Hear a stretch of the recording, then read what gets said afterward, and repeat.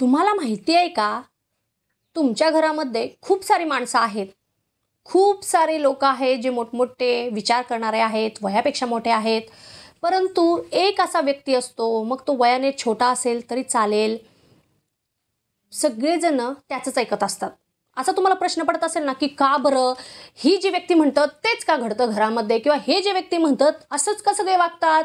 पडतं की नाही प्रश्न? पडत असेल तर मला कमेंट करायला विसरू नका बरं का. याचं कारण पण मी तुम्हाला सांगते, का पडत असेल किंवा का असा प्रश्न पडत असणार आहे तुम्हाला. तर याचं उत्तर एकच आहे, की ही व्यक्ती फक्त आणि फक्त सिंह राशीची असणार आहे. झालं का क्लिक तुम्हाला लगेच?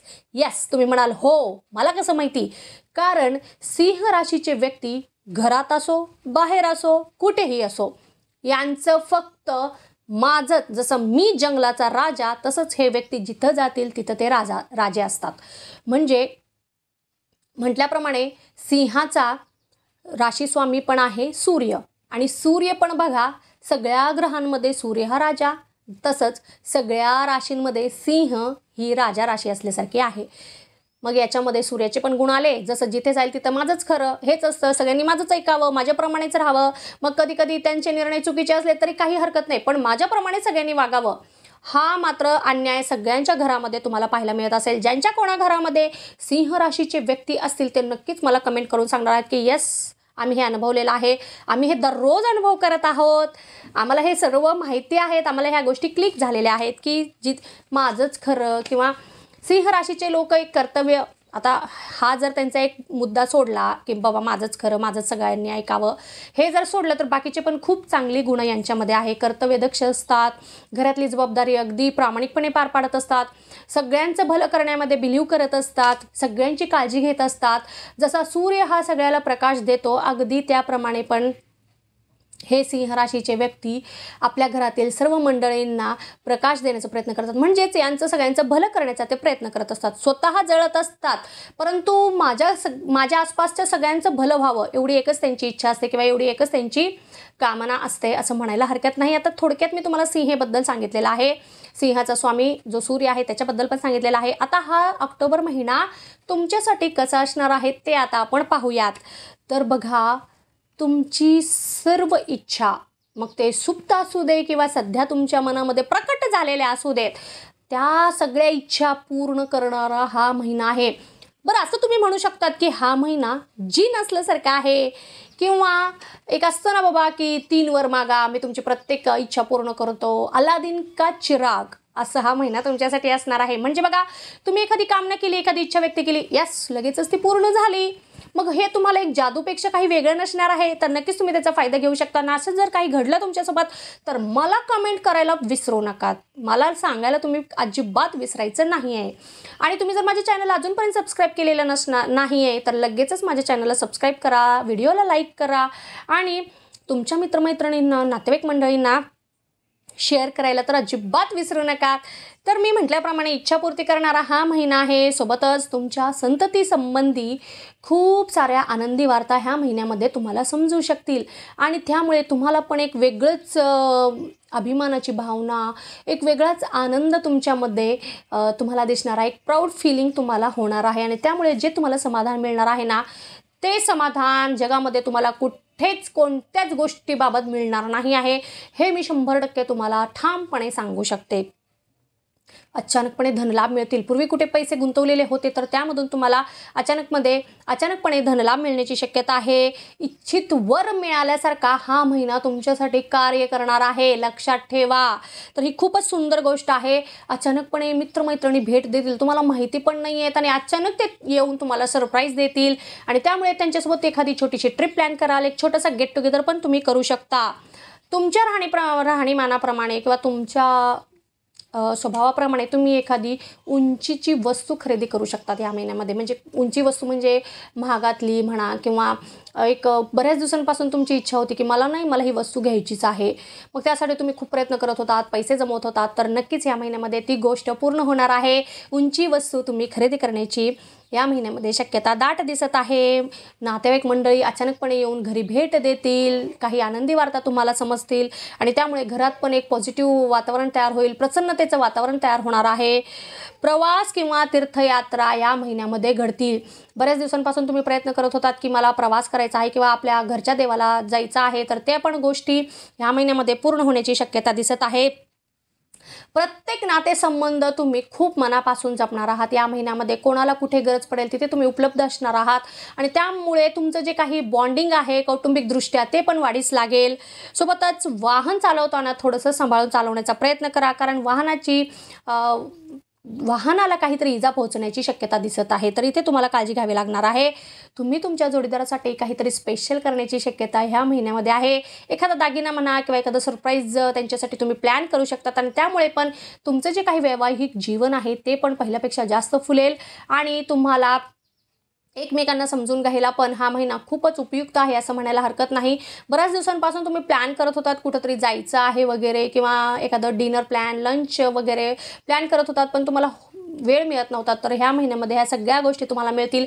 एकमेकांसाठी तुम्ही वेळ द्याल, एकमेकांना समजून द्याल आणि नातं हे पहिल्यापेक्षाही जास्त प्रमाणामध्ये फुलेल, बहरेल. काहीतरी एखादं नवीन वळण येऊ शकतं तुमच्या नात्यामध्ये. जर असं काही झालं तर नक्कीच लगेचच मला कमेंट करून सांगायला अजिबात विसरायचं नाही आहे. वडिलोपार्जित संपत्तीसाठी कोर्टामध्ये एखादी केस वगैरे जर तुम्ही लढत होतात तर त्याच्यामध्येही तुम्हाला खूपच पॉझिटिव्ह परिणाम पाहायला मिळतील. सोबतच तुम्ही जर लेखन करत असाल, म्हणजे तुम्ही लिहित असाल काहीतरी, की तुमचं ब्लॉग असेल, काही स्वतःला एक्सप्लोअर करण्याचे हे जे काही लेखन करत असाल तर त्याच्यामध्ये तुम्हाला नक्कीच ह्या महिन्यामध्ये प्रसिद्धी मिळून जाईल. तुमच्या कर्तृत्वाला दाद मिळणारा हा महिना आहे. सोबतच खूप कौतुक होणार आहे तुमच्या लेखनाचं म्हणा किंवा तुम्ही जे काही काम करत आहात त्याच्याबद्दल.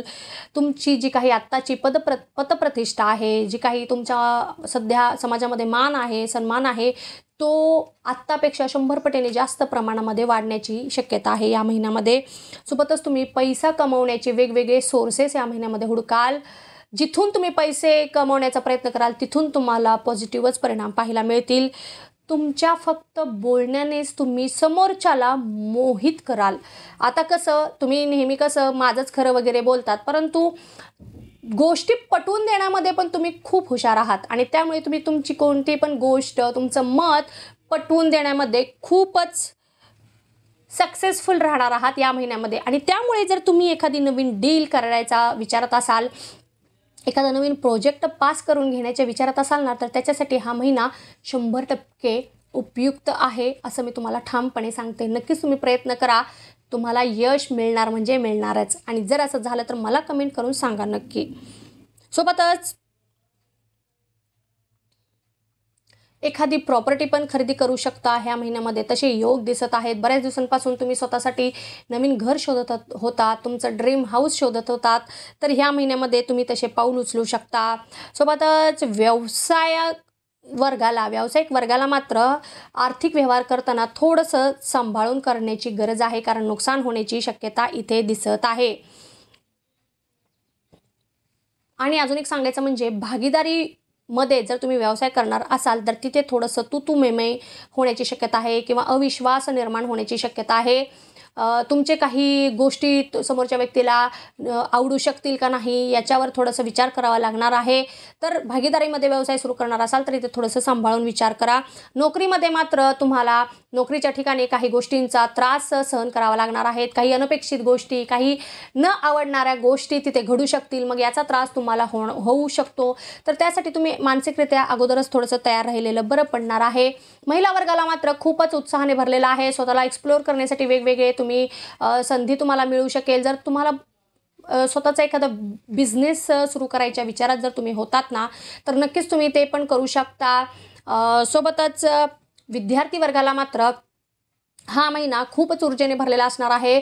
त्यांच्या कॉन्सन्ट्रेशनमध्ये वाढ झाल्याचे तुम्हाला दिसून येईल. जे कोणी स्पर्धा परीक्षेची तयारी करत आहे त्यांच्यासाठी पण अगदी मनाप्रमाणे परिणाम मिळून जातील. आणि उच्च शिक्षणासाठी जर तुम्ही प्रयत्न करत असाल तर नक्कीच हा महिना तुमच्यासाठी खूपच उपयुक्त ठरणार आहे.